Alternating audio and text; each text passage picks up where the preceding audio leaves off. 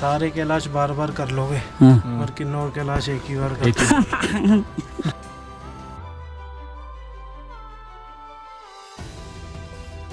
ఆహా, ఎంత అద్భుతంగా ఉంది ఈ దేవదారు పైన్ చెట్ల మధ్య కిన్నౌర్ కైలాస్ యాత్ర అనుకుని పొరపడ్డారు కదూ. ప్రపంచంలోనే ఎంత కష్టమైన యాత్ర ఇది. ఒక్క మాటలో చెప్పాలంటే చివరి 1 కిలోమీటర్ నడవటానికి మాకు 3.5 గంటల సమయం పైనే పట్టిందంటే అర్థం చేసుకోండి. నువ్వు ఎంత గొప్ప ట్రెక్కరవైనా కావచ్చు, ఆ కిన్నౌర్ కైలాస పర్వతం ముందు మోకరిల్లాల్సిందే.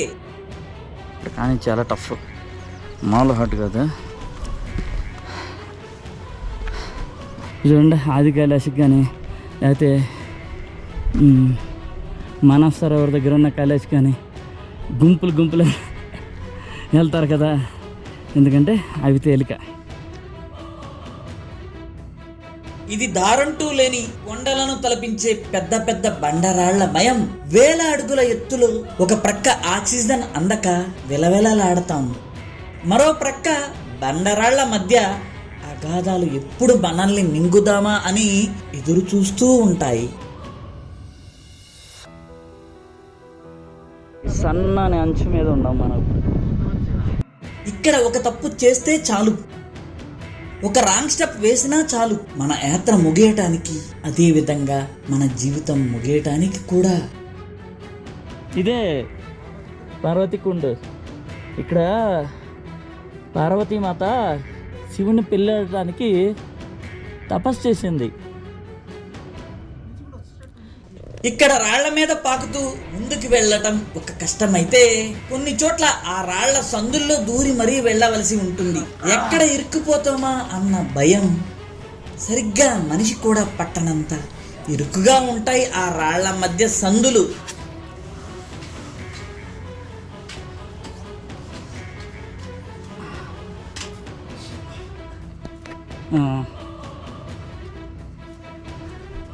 ఒక్కొక్క కొండతో సమానం ఒక్కొక్క రాయ. ముందుకు వెళుతున్న కొద్దీ నడక అత్యంత ప్రమాదకరంగా మారుతుంది.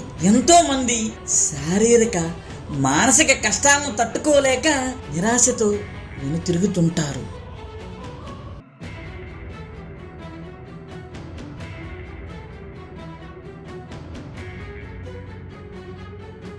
గజగజమలాడుతుంది అనమాట ప్రాణాలు.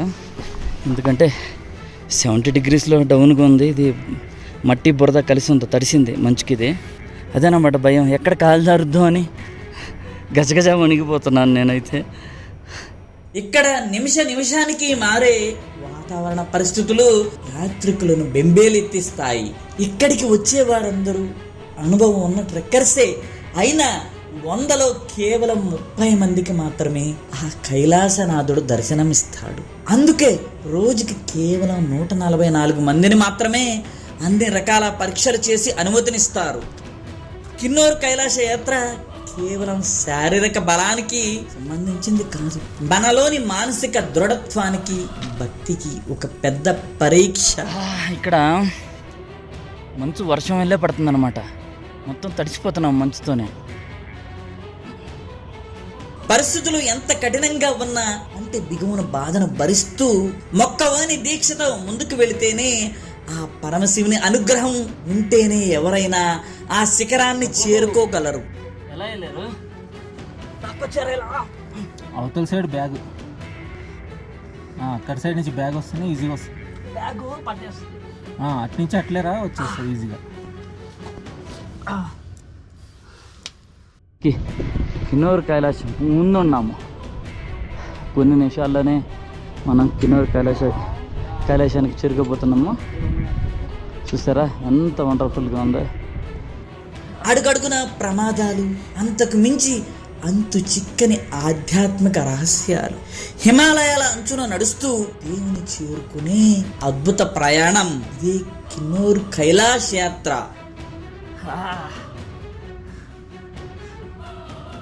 శివుని శీతాకాల విడిది ప్రదేశమైన ఈ కిన్నౌర్ కైలాసాన్ని పురాణ చారిత్రక ప్రాముఖ్యాలతో పాటు రోజులో రంగులు మార్చే ఈ శివలింగం అద్భుతాన్ని అత్యంత డీటెయిల్గా ఈ ఆదివారం మీ ముందుకు తీసుకువస్తాను.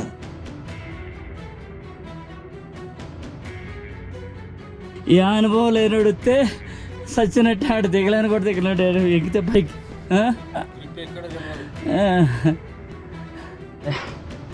ఎంత దారుణంగా ఉందో. ఎలా వెళ్ళాలి?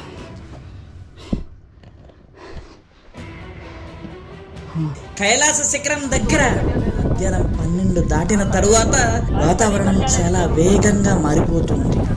భయంకరమైన ఈదురుగాలులు విరుచుకుపడతాయి. మేము పైన ఉండగానే భయంకరమైన వర్షంలో చిక్కుకొని ప్రాణభయంతో వణికాం.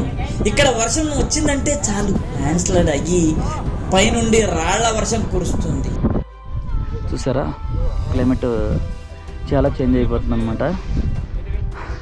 ఫాగ్ వచ్చింది, any time heavy rain start అవ్వచ్చు, కాబట్టి కొంచెం కంగారు పడుతున్నారు జనాలందరూ. Thank you friends, thank you for watching. ఈ వీడియో మీకు నచ్చినట్లయితే లైక్ చేయండి, సబ్స్క్రైబ్ చేయండి. మీరిచ్చే ఈ సపోర్టే నాకు కొండంత బలం. రాబోయే రోజుల్లో మిస్టీరియస్ ప్రదేశాలను, ఇలాంటి అడ్వెంచరస్ ప్రదేశాలను మరెన్నిటినో మనం చూడబోతున్నాం.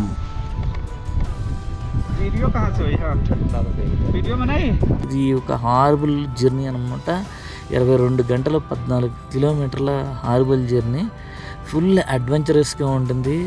అది మామూలు సాహసం కాదు, చూస్తేనే భయం వేస్తుంది అనమాట. అంత హారబుల్ జర్నీ అనమాట, అంత సాహసయాత్ర ఇది కిన్నౌర్ కైలాష్ అనేది.